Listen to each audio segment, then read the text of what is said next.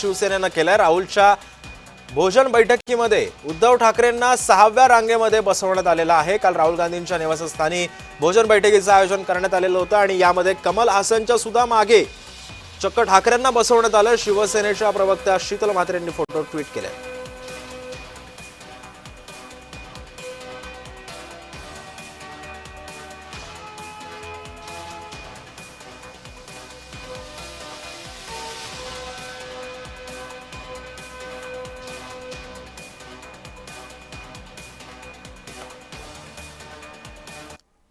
तर या संदर्भामध्ये भाजपचे प्रवक्ते केशव उपाध्यायांनी काय प्रतिक्रिया दिली आहे पाहूयात। उद्धव ठाकरे भाजपासोबत ज्यावेळी युतीमध्ये होते, आठवा त्यावेळचा रुबाब, त्यावेळी सन्मान होता, आदरातिथ्य होतं, मान होता मातोश्रीला आणि उद्धव ठाकरेंना। भाजपाचे सर्व मोठे नेते हे मातोश्रीला जात उद्धव ठाकरेंना सन्मान देत। आठवत असेल, लोकसभेला दस्तूर खुद्द अमित शहा सुद्धा मातोश्रीवर जाऊन उद्धव ठाकरे यांच्याशी चर्चा केली होती। आता कट टू 2025, आता काय परिस्थिती?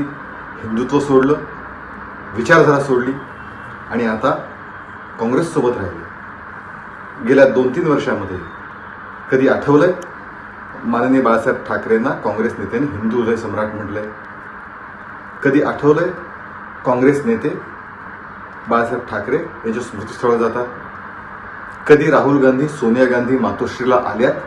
आठवतंय? या सगळ्यांची उत्तरं नाही। शेवटी काय? हिंदुत्व सोडलं, विचारधारा सोडली आणि आता पदरात पडलं काय? शेवटची रांग, अपमानाची शेवटची रांग। दरम्यान जे फोटोज माध्यमांमध्ये ज्यांनी आणले त्या शिवसेनेच्या प्रवक्त्या शीतल म्हात्रेंनी काय प्रतिक्रिया दिली आहे पाहूयात। बघा, फोटो पोस्ट केलेला आहे यामध्ये खरं तर ही म्हणजे दिल्लीला जाऊन प्रत्येक वेळेला तुम्ही म्हणता जेव्हा जेव्हा शिंदे साहेब हे कुठल्या कामासाठी दिल्लीला जात होते तेव्हा हे दिल्लीला कशाला जात आहेत, यांचं नक्की तिथे काय काम आहे असं तुम्ही बोलत होतात। आणि आता जेव्हा तुम्ही गेलात तेव्हा तुम्ही तिथे गेलात आणि झुकलात तुम्ही तिथे आणि तुम्हाला 6व्या लाईनमध्ये बसवलं गेलेलं आहे। म्हणजे तुमच्या इंडिया आघाडीमध्ये नक्की काय लायकी आहे हे सगळ्यांना दिसलं। कारण तुमच्या ज्या पद्धतीने विश्वप्रवक्ते राऊत, त्याचप्रमाणे उद्धवजी आणि आदित्यजी हे तुम्ही बघाल तर 6व्या लाईनमध्ये बसले होते।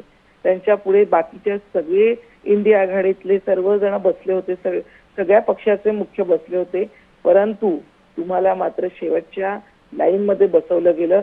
यावरूनच कळलंय की तुमची जी काही गरज आहे ती आता संपत आली आहे इंडिया आघाडीतले आणि म्हणून तुम्हाला सगळ्यात शेवटी बसवलं गेलं होतं।